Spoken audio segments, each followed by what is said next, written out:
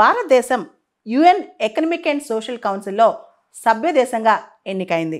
యుఎన్లో 6 ప్రధాన అంగాలుంటాయి. 6 principal organs అన్నమాట. General assembly, security council, economic and social council, trusteeship council, international court of justice, secretariat. అయితే trusteeship council అనేది ఇప్పుడు దాని పని ఆగిపోయింది అనమాట, డిఫంక్ట్ అయిపోయింది. ఇప్పుడు ప్రధానంగా చెప్పాలంటే 5 విభాగాలు ఉన్నాయి.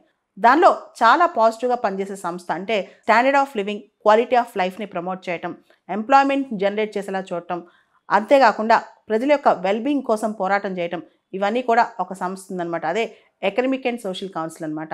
దానిలో 54 మంది సభ్య దేశాలు ఉంటారు. ఒక్కొక్కళ్ళు 3 సంవత్సరాల పాటు పదవీ కాలంలో ఉంటారనమాట. అంటే ప్రతి 3 సంవత్సరాలకు ఒకసారి వాళ్ళ పదవీ కాలం పూర్తవుతుంది. అదేవిధంగా ప్రతి సంవత్సరం 18 మంది కొత్తగా ఎలక్ట్ అవుతారు. పాత వాళ్ళు 18 మంది వెళ్ళిపోతుంటారనమాట. ఆ 18 మందిలో ఈ సంవత్సరం ఎలక్ట్ అయిన వాళ్ళలో భారతదేశం కూడా ఉంది. ఎకనమిక్ అండ్ సోషల్ కౌన్సిల్లో ఒక సభ్య దేశంగా.